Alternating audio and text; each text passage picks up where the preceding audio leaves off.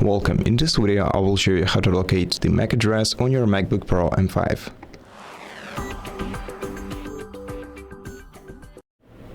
To find your device's MAC address, all you have to do is hold down the Option key on your keyboard and holding it down, navigate to the Wi-Fi icon on your menu bar and click on it.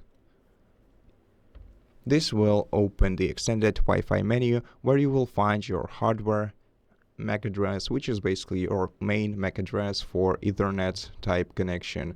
And below, if you are connected to the Wi-Fi, you will see the MAC address that you are using to connect to this Wi-Fi. So this is your Wi-Fi MAC address. If you are not connected to the Wi-Fi, you can go to Wi-Fi settings by clicking right here and then go to Advanced.